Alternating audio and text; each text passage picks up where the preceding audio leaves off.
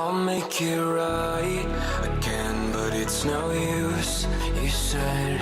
And my hunger grows and grows. I have to write the meaning of my life, or else everything's in vain. When the glory tries to tempt you, it may seem like what you need. But if glory makes you happy, why are you so broken up? So tell me how it felt when you walked on the water. Did you get your wish? Floating to the surface quicker than you sank. I know. So tell me how it felt when you walked on the water. Did you get your wish? Floating to the surface quicker than you sank. I know.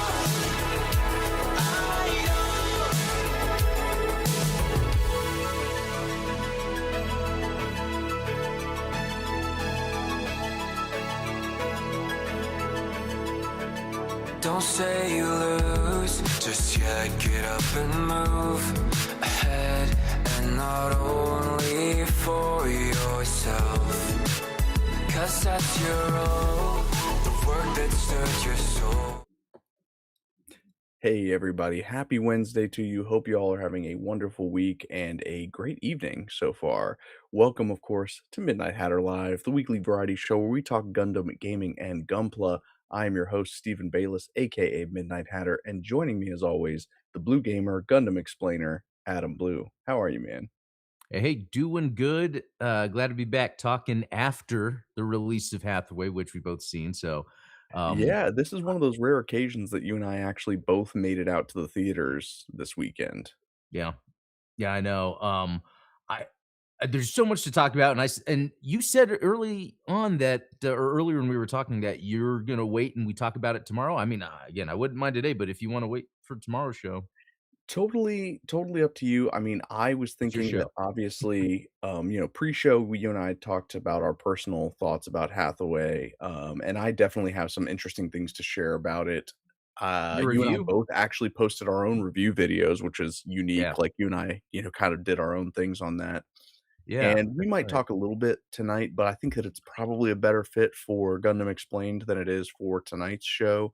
Cool. But let us know in chat if you guys want to hear anything specific. Maybe we cover something like, um, I don't know, something like story tonight and animation slash mecha and sound Or design tomorrow. I don't know, something like that where we can do like a deep dive on specific topics around Hathaway.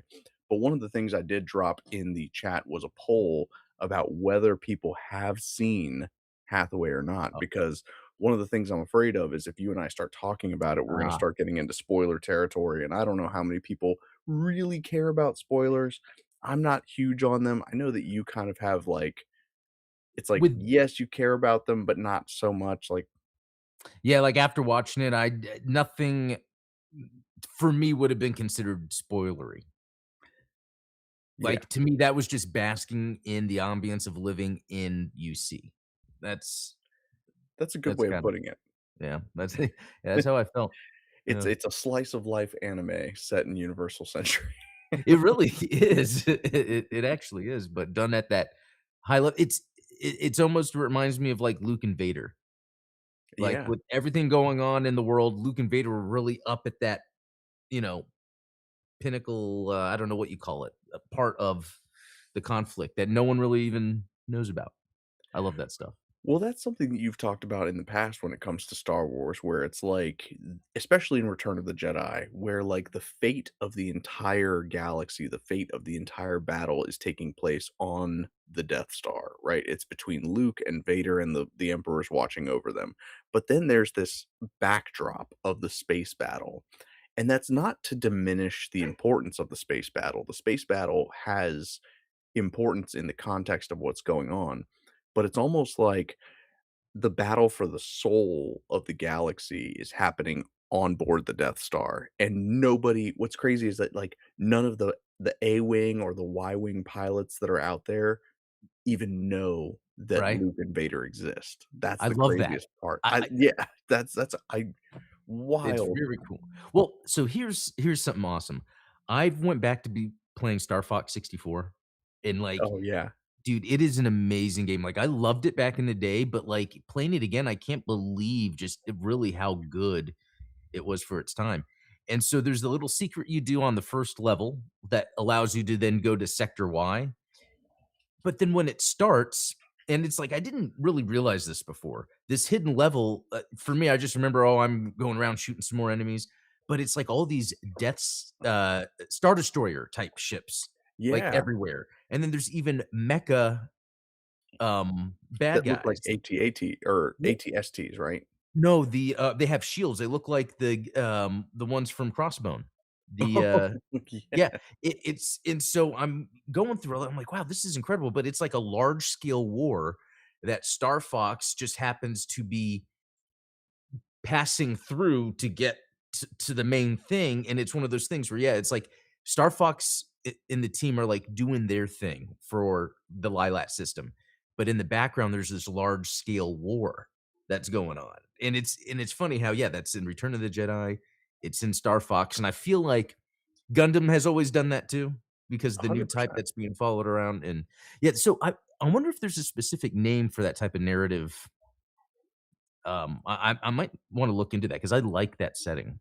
Yeah, I mean, my initial thought is to call it like a nested conflict, like a conflict within a conflict, you Yeah, know? Um, yeah, interesting stuff. You see it in Hathaway. yeah, Obviously, you and I both checked it out. You and I both shared our thoughts on the film. And if chat wants, we can talk a little bit about it. yeah. Even this is one of those rare occasions. My wife got to watch it with me, and she had some Oh, that's thoughts. cool. She actually watched your review, and Mm. for God knows why, she actually agrees with your takes more than mine. So Oh, I interesting. don't know what to do with my life at this point because she thinks that your interpretation of what Mm. happened, the events of the film, and the aesthetics and stylization are more relevant and more correct than my own. So Wow. Well, I think that's cool, though. That just goes to the kind of the differences in, you know, the aspects of Gundam because I thought there were some things you talked about in your review too that were a little different, especially like specifics with like the 3D and the animation, which that might be something. I think maybe that's the topic we get into today if you want to. exactly. I think that Or that's where you and I differ pretty mhm, heavily, I think. yeah, But, you know, I do wanna say it's been a pretty eventful week between watching Hathaway, and if you guys are sports fans at all, my favorite sports team, the Arsenal, just won their first league championship in 22 years yesterday. dang, Huge momentous occasion. Um, I mean, I was blown away, and what's funny is, like, honestly, I cared more about the team maybe 5 years ago than I do today. What's interesting is that their play style has gone so far away from, like, the type of soccer that I enjoy watching that I was kinda like, "Ah, I'm not really watching this season," and then this is the season that they win the league. It's like, "Okay," well, you know? so that's pretty interesting. I mean, one that's cool for like a team that you have a tattoo of Yeah. to win after this amount of time. That's actually awesome. But when you were talking about play styles, they change like over time, like you evolved the way the game is played. Yeah, I mean, soccer in general has kind of evolved over the last ten to 15 years where it's gone away from this total football team sport where every player is capable of playing every position to being more of like a physical spectacle. It's about who's the fastest, it's about who can score the most. It's this like Interesting. yeah, so, when I became a fan of the team, it was all about passing. It was like, if you can maintain 80% of the possession of the ball, then that is what is that's great. Like, it means that the team is flowing in sync. It means that everyone is where they're supposed to be at all times. But as the game itself has changed, the players that the play styles that have been incorporated into the game, the size of the players, you're talking about one of the best teams in the world 10 years ago was like Barcelona, and these are all like 5'8", 5'9" Spaniard players. So they're physically small, physically weak, but they're quick and they operate as a team. They could command the field a little bit differently. Well, now you're talking about like guys that are 6 foot, 6'1", that are more physically fit and like more athletic that are able to just crush these teams because as soon as they get the ball, it doesn't matter how long they spend on the ball, they just score. So it's like, and that's what Arsenal has become, which is like fine, like that's just them keeping up with the times kind of, but Okay. it's just interesting to me that the style of play that I was attracted to is no longer being applied, and yet the result is that they're winning trophies.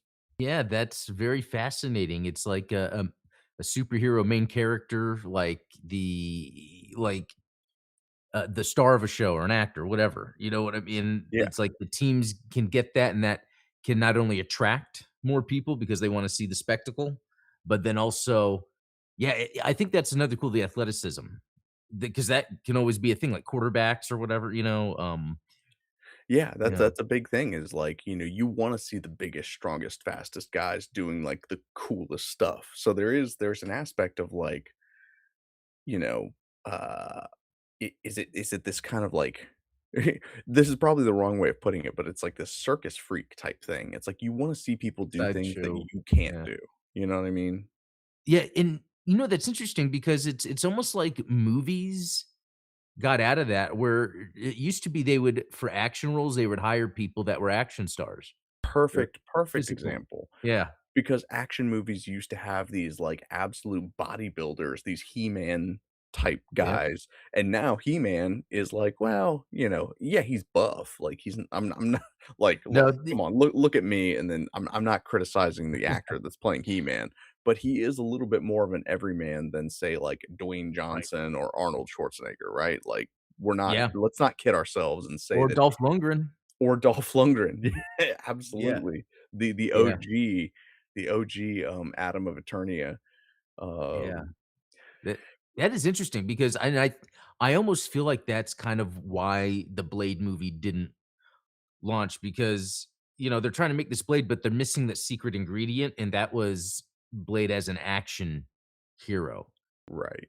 And I felt like that's where it's like, well, then where do we go with this? Because with the original all the Blade movies, there's set pieces that are action oriented, and then they just have the glue of whatever characters he's involved with that to stick them together. It's a formula that I think even George Lucas uses. If we want to add another formula to making a movie like in Return of the Jedi, set pieces. You had Jabba Sobarch, it's just a rescue, swashbuckling, on pirate ships, and then you had um what the Ewok thing on a little adventure, on there's always the little set pieces that are just glued together. Yeah, they almost feel like little vignettes that Yeah. are stitched into a larger story, and, it's funny because both Star Wars and Gundam, for that matter, kind of break away from the mold that you and I are talking about, where they get away from the typical action hero because, obviously, like Mhm. Amuro, Hathaway, these are characters that are pretty diminutive physically, Right? but they have a cerebral streak, they have, um, emotions and Right. conflict within them that drive the story forward regardless of their, like, physical, Yeah. um, I don't know, It their no, physical and prowess. you're right. For a lot of reasons too. Also because just think in the time period, how much machinery and things, technology takes the place of physical effort. It makes it because wasn't Camille, didn't he win like the junior mobile suit competition? Yeah, and the Homo Avis, so he was like a sky glider, like, that was Oh, so he did, like, all that kinda stuff, yeah, which that is I'm glad you brought that up because one of the major things that happened to me this week is this weekend. It was gonna cost me like $700 plus dollars for me to have the wheel bearing on my car replaced. I've got like 104,000 miles on my car, and it's a 15-year-old car, but, um, I was like, "You know what? I'm gonna talk to Grok, I'm gonna talk to AI, I'm gonna see if I can't do this myself." And Heck sure yeah. enough, I and look, I'm not gonna complain about the temperatures, it's been, like, 99 degrees straight for the last 6 days here in, Virginia. I'm Wow. not gonna complain about temperatures to you because if it's 99 degrees here, I'm sure it's 106 down there. No, no. If it was really that hot and it hadn't been getting that hot here yet. Well, Wow. so I'm sitting out there in 100-degree weather. I've got my car jacked up. I swap out, we'll obviously have to take the tire off, have to take the wheel bearing off, replace the wheel bearing on my own car. There is nothing more masculine than being involved with your mechanics, being involved with the upkeep and the maintenance of your property. It's it's Yeah, so rewarding, and honestly, one of the things that I came away from it is I feel like I'm finally the type of man that I want to be, where it's like I can talk about literature, I can talk about story elements and narrative structure. I can also fix computers and hardwire electronics using microcontrollers and Raspberry Pis. And I can also swap the axle on a riding mower or change the wheel bearing on my car.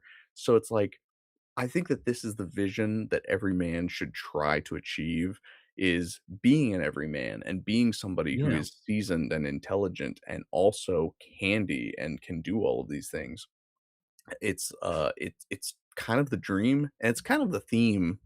It's the dream and it's the theme of this channel is one of the things I always talk about is, like, you can just do stuff. Like, yeah, you're allowed to do whatever you want. You can put LEDs in your Gunpla if you want. You can upgrade the RAM in your computer. If you want, you can install an MP3 player in your car so that whenever your car hits 70 miles per hour, you do that, R2-D2 squealing thing whenever he gets shot in space and like, go for it. Did Why you the do that? fuck not? That is such a specific use case. Absolutely. If just do it. Just go out and do it. Just be the kind of man that just does things because it is such a rewarding feeling. It's awesome. Go get yourself a drink after you're done and you're Yeah. it's so great. Honestly, it reminds me of have you ever seen the movie Midnight in Paris? No. It's a quirky little film starring Owen Wilson. He's a writer who's in Paris, and at night he goes out, and it's like he travels through time, and he meets all these expats that used to be writers that are long dead. One of the best scenes in the movie.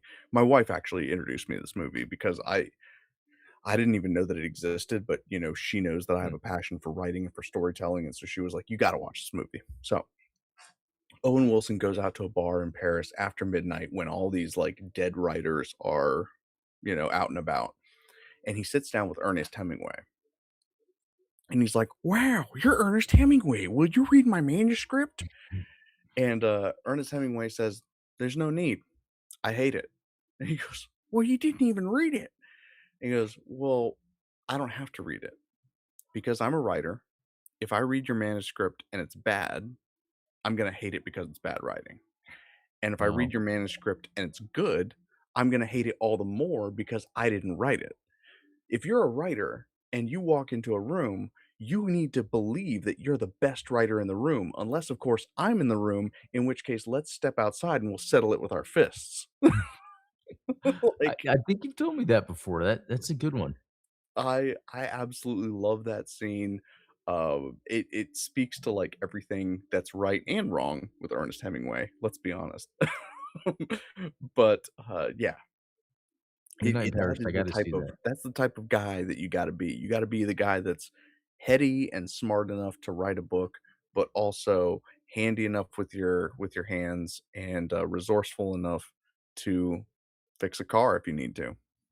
Yeah, I tell you, with my, weightlifting that I've been doing, it's good, like, on Friday where I'll, get a session in, be done, then go out, get a drink, because I feel like, I just got a lot done. So Um, satisfying. it is.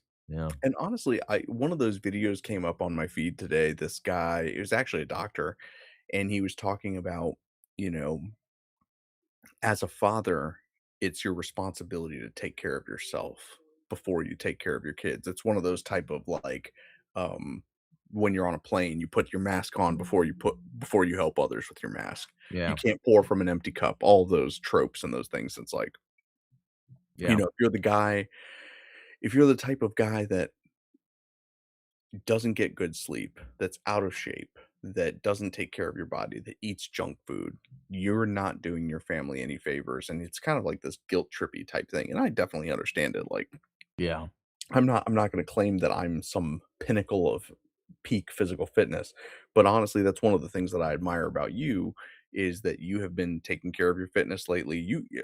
Actually, even before you and I met, you've always been very It conscious of your diet and Right. conscious of the things that you put in your body. So that's Mhm. always been something that I greatly respect about you.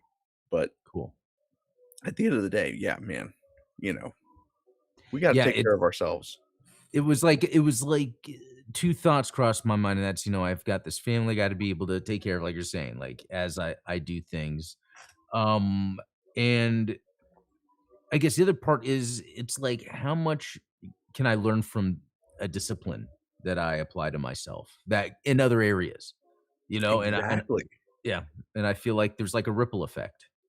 No, 100%. And, honestly, there is a I can even delineate the clear path between what I've done with Gunpla versus what I've done with electronics versus what I've done with mechanics, is I would have never felt confident enough to work on my own car had I not worked on electronics, had I not built Gunpla, had I not Yeah, so it's like there's a through line where maybe you don't jump straight to, like, I'm an engineer, I'm gonna build an aircraft, but there are baby steps that you can get to from there, and so taking care of yourself physically, going to the gym, working out, yeah, that type of discipline, you can then apply to your diet, then you can right. apply it to your work, then you can apply it to your hobbies, and so there's a knock-on effect that I think people don't appreciate enough, so Yeah, yeah, 100%. This is all gold for you guys. You I guys think don't it even is. know. I know 35-year-old Adam would've loved to hear this advice. 34, yeah, 21-year-old Steven would have loved to hear this advice, let me tell you. no, Um, but yeah, so I've got a couple things that I wanna show you guys tonight. Like I said, I don't see let me see, we've got a lot of great folks in chat. We've got Dan, we've got JamCallX, we've got Ultronomus, Alan Mitchell, Classic Quarter Gameplays, nice. WD30th. Man, you guys are blowing us up. Thank you so much for tuning in. Um, I don't know. I don't see a lot of people saying that we want to talk about Hathaway, unless I'm Yeah. wrong. Let me see. No, yeah, I didn't really see anything either.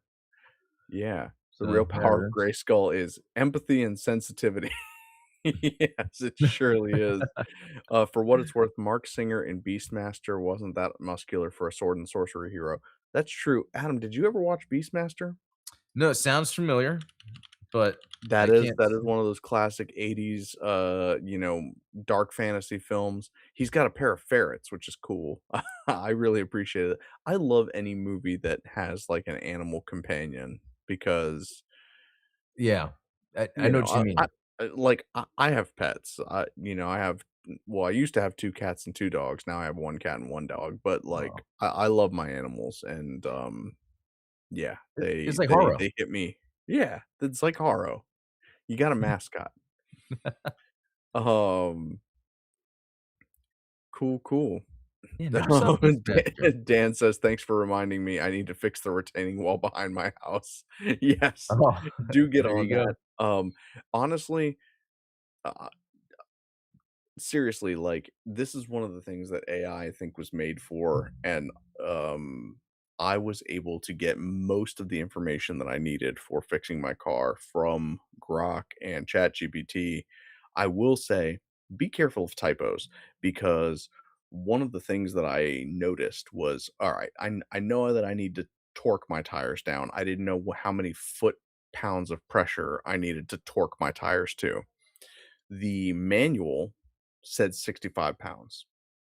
I made a typo when I was asking Grok, "Hey, is 65 foot-pounds of pressure, is that good torque for my tires?" Well, I hit 7 because I have fat thumbs, and so I Mhm. said 75 foot-pounds of pressure, and Grok was like, "Yeah, that's perfectly within the range. That's cool, it'll work." And I was like, "No, it won't. This is like this is a very specific thing." And, like, Wow. when I look on Google and the specs for my car say 65 foot-pounds of pressure, I'm gonna go with that more than the AI that's trained to be a sycophant and No, that's exactly why I think, that's a good example of how to be using AI because, again, it goes back to the being a coder, a programmer. If you already know how to code and program, it's gonna be easy. For what you were doing, you had a general understanding of what you needed to do. It's almost like reconfirming the steps. Are there any updates to this? Anything to know? And exactly. it's every time that I would, jump I feel like I jump a car's battery more often than I would think, but I'm always reviewing Yeah. because of the order of the, operation that you need to do to not cause a fire or something. Measure twice, cut once. Yeah, measure twice, cut once. Love it. Yeah, that's yeah. I've heard that from you, and then anytime I hear that from somewhere else, I'm like, yeah, Steven told me that. Hey, look at that, the guy that's over planning and underperforming. Well, before we hop into the Vaelo discussion, because obviously there's gonna be some stuff that I show off there, I do wanna show off some of the products that I've been developing for the shop. I did make some changes to the old, storage base here. This is Okay. the old prototype, but it is going to have a detachable stand. I actually Oh, redesigned the mounts where the stand plugs into the base. They're square mounts, so they should be pretty sturdy. And so it's going to make it easier to ship, and it's also going to make it easier to customize in the future. So this guy, I don't have a timeline for when these are going to be available on the site, but obviously, I mean, it works pretty well. The only thing that I also want to work on is the actual connection point for the mobile suits, because for me, I've just been using like the little claw that sits underneath the yeah. groin of high grade mobile suits. But let me know if you guys would prefer that little 3 millimeter peg adapter, Yeah, is it because like that this yeah, exactly. right here? Yeah. I Yeah, I and do like that because most things come with a plug for it. All the Gundam universe comes with a plug, so it's Robot almost like Spirits. having that and like an adapter for the Yeah, groin clip exactly. would be the way to Because go. I have a bunch of those. I have a bunch of those adapters of that claw that go up, so I could if I needed to. So, Okay, you know what, good to know. though, I wanna say I've never used because I've never liked that four-prong claw. I've always Interesting. I've always done whatever was included with the kit, or Okay. maybe that's my lack No, of use to really understand.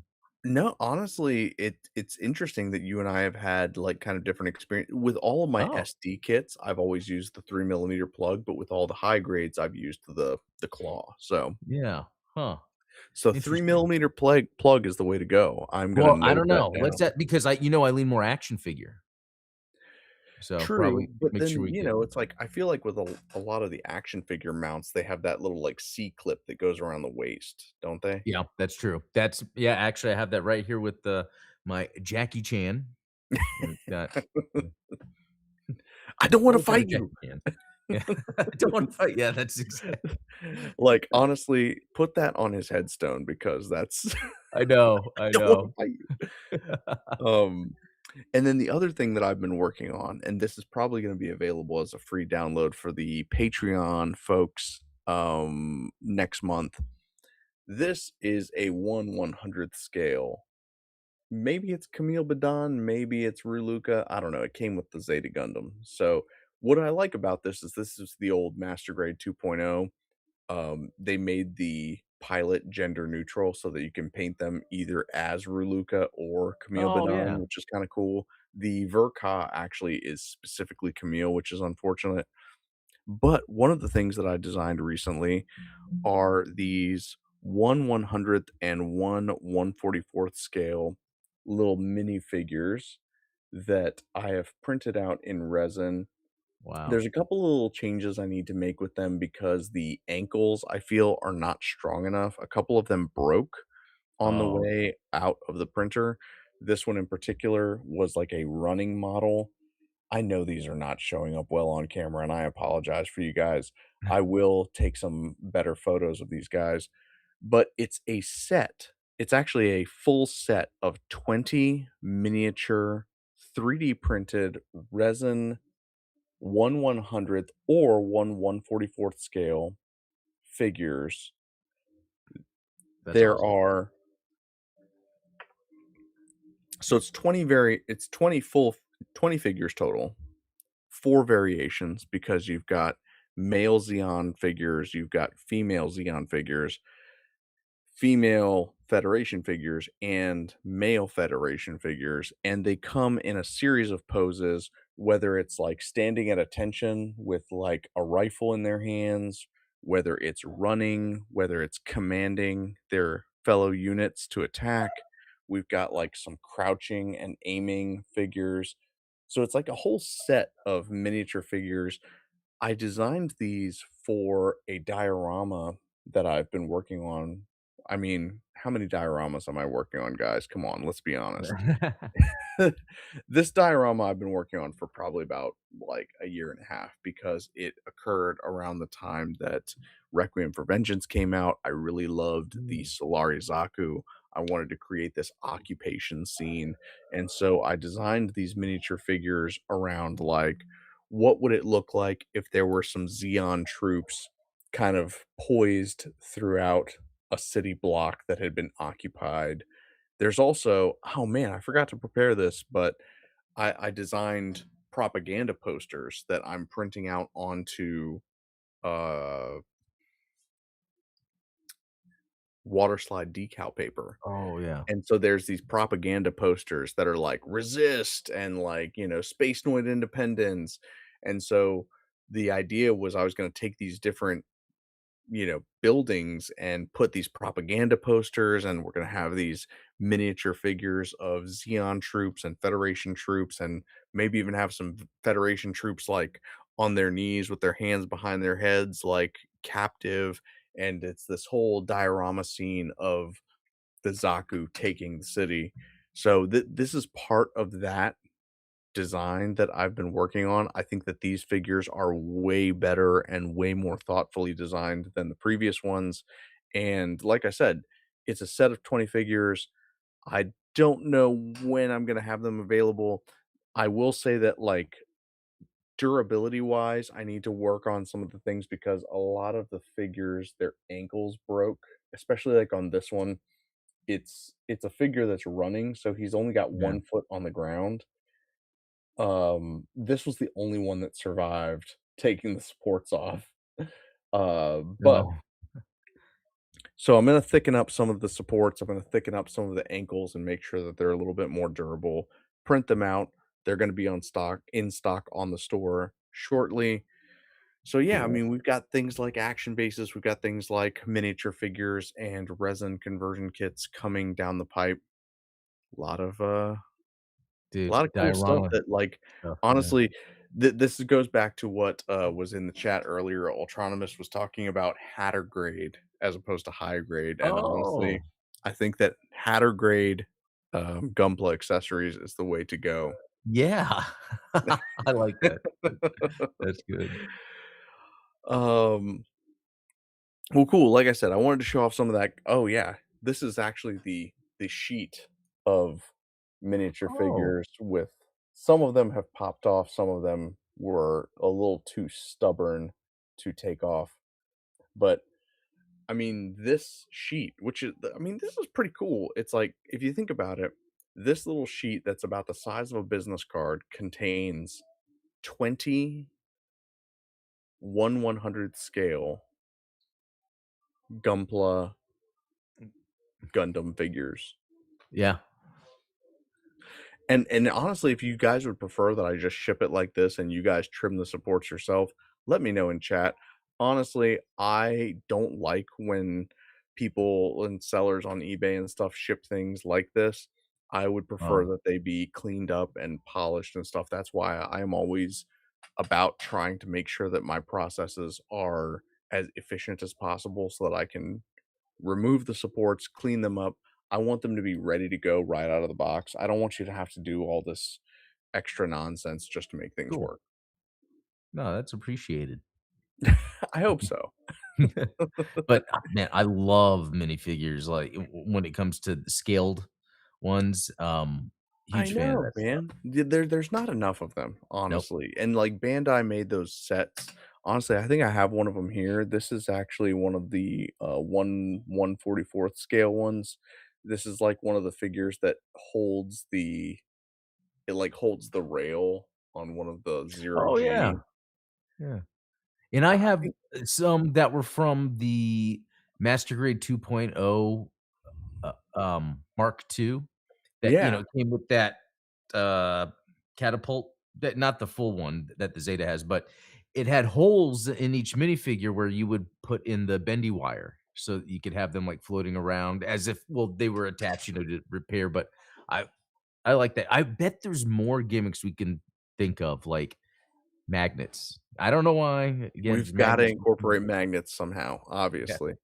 Well, that's one of the first things that I did when I started 3D printing was, and I don't know if I showed this. This was man, time flies because oh, no, did I lose him? Here he goes.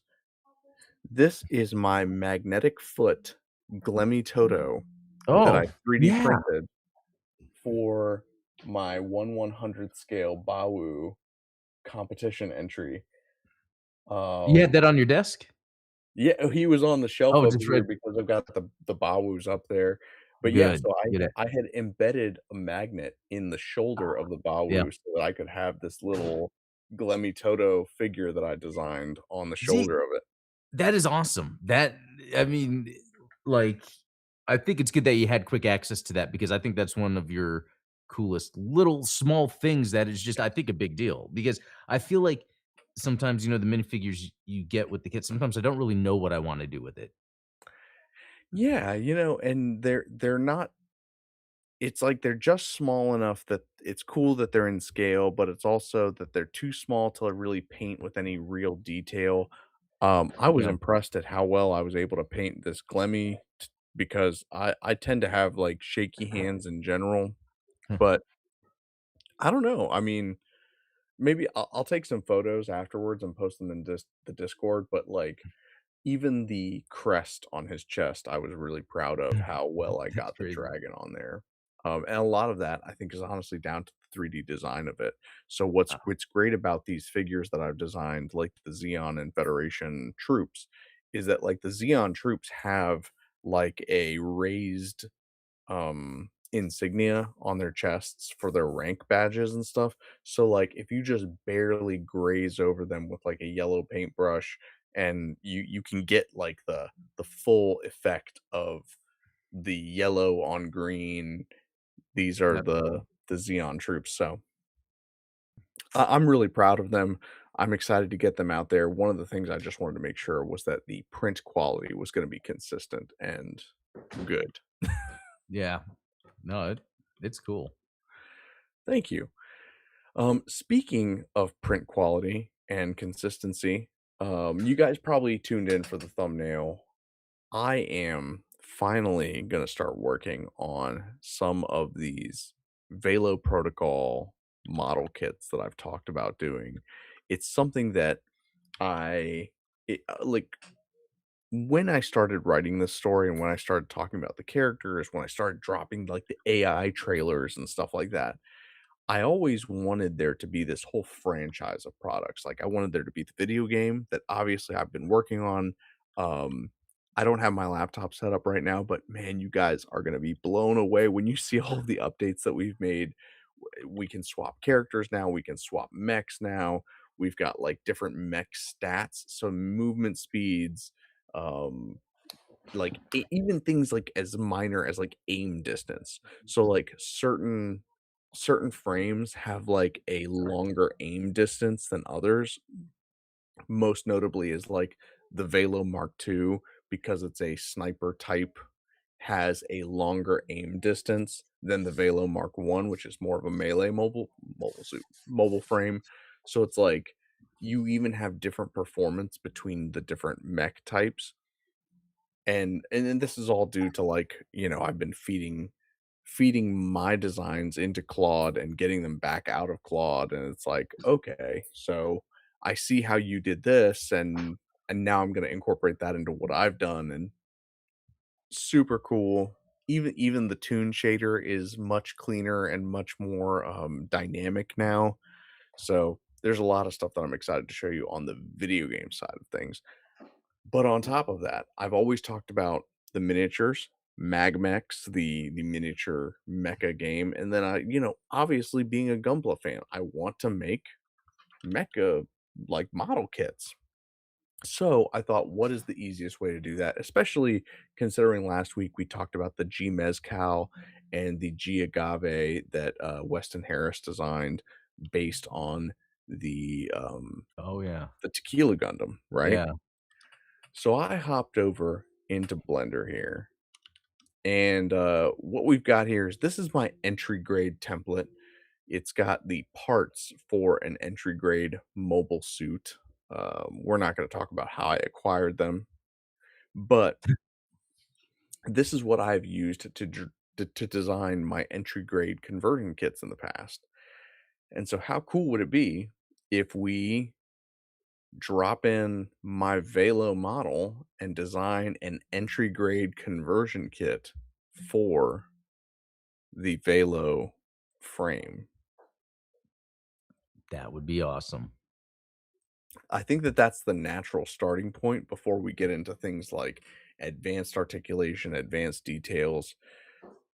There's definitely a lot of work to be done because the model that I have here is, the pose isn't right, and there's a lot of details that need to be worked out, but I think that we can get started with a pretty high level of accuracy and detail. Um, yeah, so this is actually the exact model that's currently being used in the video game, and Uh, what I like about it is that it is currently using it's not an image texture. Everything has materials assigned to it, which is advantageous for us in a very particular way. So I'm going to show you what we're going to do here to kind of get started. Let's start hiding some of the parts of our Velo because I think we should probably just start with the head tonight. We've only got like 15 minutes more on the show, so we don't want to get too far down the rabbit hole, so to speak. We've got a lot of those mirror modifiers going on, I'm a big fan of that. But let's say we want to make sure that we retain our color separation when we go in to make our final model kit. The head is a perfect example because we've got 3 colors essentially. We've got the body color, which is kind of like an off-white. I call it like aircraft gray. Then we've got the navy blue, which, you guys kinda see what that looks like. And then there's a little bit of a red chin. So if we hop into our edit view tab to enter edit mode, let's hit A to select all. This is one of the easiest things that we can do. We wouldn't be able to do this if the texture was an image texture that was just applied to the entire model. But what we're going to be able to do is we're going to be able to right click and we go down to separate. And if we do separate by material, it's actually going to separate the model into, I'm going to predict 4 parts because it's going to be the forehead piece is navy blue, the eyes are navy blue, the chin is red, and then the rest of the head is white. So let's see what this does for us. Oh, it actually only separated into 3 parts. So it did retain the eyes and head, the eyes and forehead are one piece. So then if we hide that, essentially we have the navy Yeah. blue headpiece and eyes, the red, and then the rest of the frame. So this is cool because what we can do is sort of design this in such a way where essentially we're designing Gunpla here, guys. Yeah. So Seems we tough. design it in such a way where these two parts are combined, and maybe these are the parts that actually connect to the neck joint here. So this is actually the neck joint that you would find in an entry grade Gundam. So if you go out and you've got $9 and you buy yourself an entry grade RX-78-2, there is going to be a neck joint that looks like this. So then what we should probably do is design our forehead and eyes to be a single part that fits onto that, and then that's gonna hold our whole head on, right? Like, I don't know, what do you think? Design-wise, does that make sense? I think so. I it seems so scary to start designing, but I guess you kinda did that with I remember how you're designing, even the box, the card box, the stand, all of that requires, like, the measurements and where pieces are fitting together, so it's totally doable. Yeah, and the good news about that is that we have resources to work with. So let's turn on our head. This is the Oh, RX-78-2 head that goes onto that joint. So we can actually hide some pieces here. We don't need the V-fin. That I think wow. that actually was the part that we needed. So let's hide these parts. So the faceplate is what actually holds the head in place. So essentially what I would do, let's duplicate this. We're going to move it to our Vaelo layer, and then we're just going to hide the rest of the head. And this is in the Vaelo layer, right? Okay, perfect. So, the way I'm envisioning this is we're basically going to let's tab in, let's select all. As you guys know, I have a very particular workflow when it comes to working with 3D models. First, I want to merge all of our vertices by distance. In this case, that removed 0 vertices. And then the next thing I like to do is to clean up and do a limited dissolve. Now, this ends up creating a lot of n-gons. It creates a lot of like non-printable surfaces, but that's okay because in this particular case, we are only using it to limit the amount of geometry that we have to work with in order to do what we want to do. So, in this case, what I want to do is remove this Gundam face and replace it with our Velo face. So we're going to delete some faces on the front here. Yeah, like we don't need all of this business up front Hmm, because we are going to be designing our own thing. Well, we don't even have to design our own thing. Our own thing is right here. Basically, all we're going to do is join these two 3D objects together and then kind of like fuse them into something that can be mounted in our model kit. So, okay. this is how I have done conversion kits in the past is by using these resources. Let's just go ahead and take all of the well, let's I'm going to turn on our X-ray mode here. We're just going to select all of this and delete all of these vertices. Let's turn off X-ray mode. This is going to result in a lot of like naked faces. Um, let's dissolve this.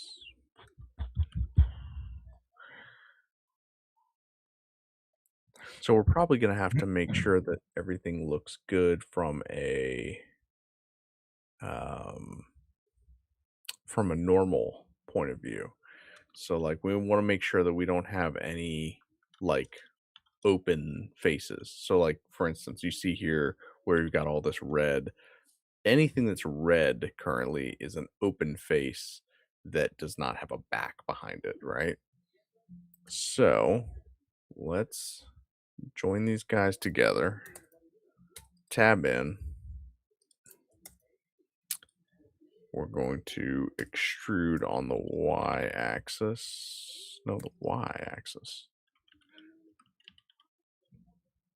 So obviously we already have some issues here where this is being, we have the wrong normals here. So we're going to flip that. We've got a 3D object there. Next thing we want to do is select this edge loop that we've got and seal it up.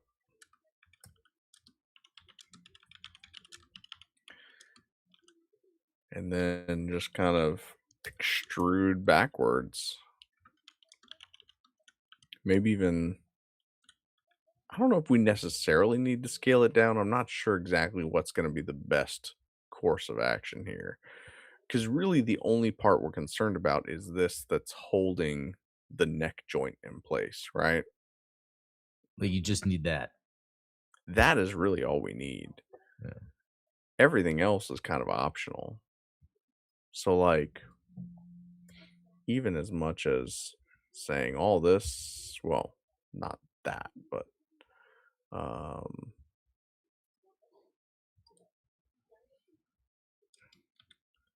let's see what we can do to get rid of all this.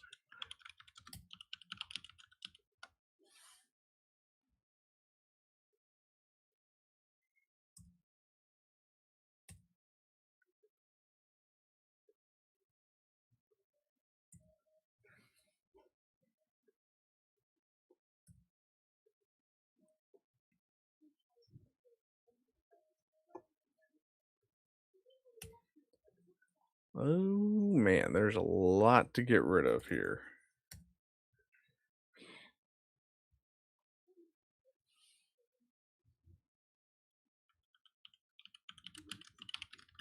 Let's see. Get rid of some faces. Get rid of some more faces. This is it's starting to look like a very messy model. And for that I apologize. But I promise there's a method to this particular madness.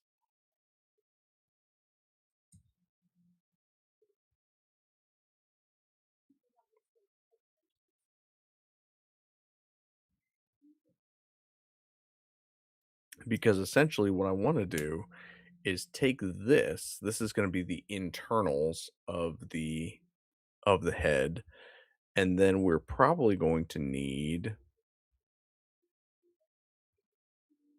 I'm thinking like that piece. So the reason I like this piece is because if you look from behind, the backside of the ball joint, like if I just hide this for just a second. Oh, nope, not that one. The backside of that ball joint is actually sealed by this Oh, flat plate. Does that make sense? yeah. So part of what creates that tension and what creates that tight fit on the ball joint is the fact that these two parts are joined. And honestly, what if you look at it, let me hide the Is that Vaelo where, part. y like, the RX-78 head slides on top of then 2 pieces that fit together? I guess that's sort of, because I built it and I totally forget. Yeah. Yeah, it's oh man, I never get tired of building the entry grade RX-78 either because of the way that it's designed and the way that, like, I mean, what's fascinating about the color separation of the RX-78 entry Oh, grade in particular is that the yellow eyes are this solid piece right here. And for me, honestly, I would love to just 3D print this piece in a clear yellow resin because then it would allow you to put some LEDs in it and light it up. Yep. And what's funny is it's like you look at it and this part, it literally only has the eyes exposed. So, in theory, maybe that's the part that I need to use for the Velo's eyes if we wanted to start installing LEDs in there as well. Yeah. Because if you put on, so that's the head that comes down over the top, right? And then, oh, and then this is the faceplate Mhm. that the eyes actually come down and connect to. So it's like you have this structure is just brilliantly designed, and basically what I'm doing is just stealing that for what we're doing for my model kit. And obviously, you've got the internal joints here between the shoulder, the bicep, and the elbow that create this perfect formation of like, Yeah. the joint here and the way that it rotates on the Z axis, where this creates a joint that rotates on the X axis. Essentially, that's what we're doing to try and ensure maximum posability, is that each joint has to have some rotational axis, whether it's a ball joint or a hinge joint. And for ball joints, you get the benefit of having a little bit of tilt, but really the rotational axis is around where it is a ball joint. So, like, for instance, this right here, yeah, it does have the ability to rotate. Um, if we were to rotate on the y axis, oh, not like that. If we tab into it and then rotate on the y axis, you can see where it rotates here and it has that little bit of give to it. But what's where the rotational axis really exists for this particular ball joint is on the X axis, where it slides around the ball joint this way, right? Nope. There you go. Yeah. But essentially that's what I'm trying to do is I'm trying to take these basic frame parts and turn them into the internal mechanisms that are going to control the Velo. And any other probably? Do you think you would make this into, like, some sort of universal system? Oh, absolutely. That's The one that would probably be the most challenging is like one of the higher, like one of the boss mecha from the video game, because and I've shown this to you, but I don't think I've shown it on stream, oh, like the yeah, the Imperious, which is like kind of this giant like spider yeah, mecha. it's pretty badass, yeah, So you guys know that I've got a ton of stuff up my sleeves when it comes to yeah, the Velo protocol story and everything. And even within just this, I would probably not ship this as just the geometry that you guys see here, because this is pretty basic geometry. Like you see, it doesn't have a ton of panel lines. It's not very convincing. It's not as good as, say, like the line art for it was. So some of the things that I'd like to do would be go in and to kind of create some panel lines, create some details that make it a more interesting model kit. But you know, it's that's the type of stuff that doesn't play well in a video game, but does play well in a model kit. It's like designing for different mediums makes it right, not yeah, as not as universal, but I I, I still think it's a badass design. it is, yeah,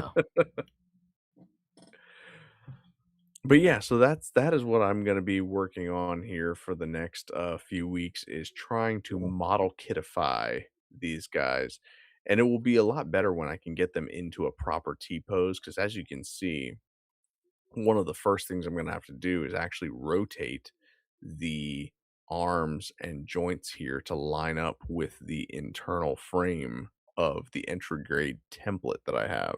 So if I were to tab in and just kind of rotate on the y-axis. I think it's about 6.023 degrees. That is gonna get us closer to where we need to be, just to line up these joints and make sure that they actually fit properly. But yeah, we're not gonna need this piece, like the random throwaway joint that I had, because 'cause we're actually gonna have a true mechanical joint built in there. Nice. Cool stuff. So, that's all I've got for this evening. Just a lot of work on different 3D printable products that I think will not only, enhance your Gunpla joy, but things that I really wanna make just for Just myself. yeah. All of the Vaelo protocol stuff I really want to kind of start shipping out, and hopefully you guys are digging the designs. I really wanna get a playable demo out here in the next month or so. I think that's Wow. doable considering all Oh, of the progress that we're making. So wow. That's awesome. yeah. Well, fingers crossed because we'll see how my AI tokens Oh, yeah, hold that'll up, yeah, right? yeah, But yeah, sorry to bore you guys with more Blender talk, but this is the what goes into it. Is it's like, you know, and this is goes back to what I always talk about on this channel is like AI is gonna help you get 80% of the way there, but you're also going to have to put in 80% of the effort that wait, or what, not 80% of the effort. You're gonna have to put in 100% of the 100. effort, 20% of the time to make up for the it's Scott Steiner math, okay? It's you are going to have to put in some effort at that last 20% to make it really truly accessible and make a true product out of what AI can give you, but I'm really satisfied with what I'm getting out of it. Yeah, And I I encourage you agree. guys to just go do stuff, like Yeah, exactly. Do something. but thank you guys for indulging me on this, and I hope you guys are as excited about it as I am. Um, I hope to be starting to ship these around Christmas. Like, hey, get get the friend in your family that likes to build model kits and entry grade Velo entry grade conversion kit. I don't know, something like Yeah. that. No, really. In the meantime, definitely go see Hathaway 2 if you haven't, because Oh, tomorrow, I guarantee you, Adam and I are gonna be talking about it, and yep. we are probably gonna be getting into spoiler talk, right? Like, Yeah, we're not gonna right. pull punches? Yeah, because I don't know, maybe you can help me when we talk about tomorrow, but what really is spoilery about it? And we'll talk about that. Yeah. Right, it goes back to that whole, the interview with, Martin Freeman from Mm, the Lord of the Rings, Hobbit movie yeah. where he talks about the end of the movie and they're all like, "Oh, spoilers." And he's like, "Well, the book is 70 years old, so Yeah. come on." Like the book Hathaway's Flash is fairly old. So if you Yeah, don't know that the that is story of interesting Hathaway's to Flash, think like, about, come yeah. on. Yeah. Oh man. Well, Mm. thank you guys so much. I hope you all have a good rest of your evening and we will catch you tomorrow over on Gundam Explained. Until next Yep. time, See y'all. catch you later.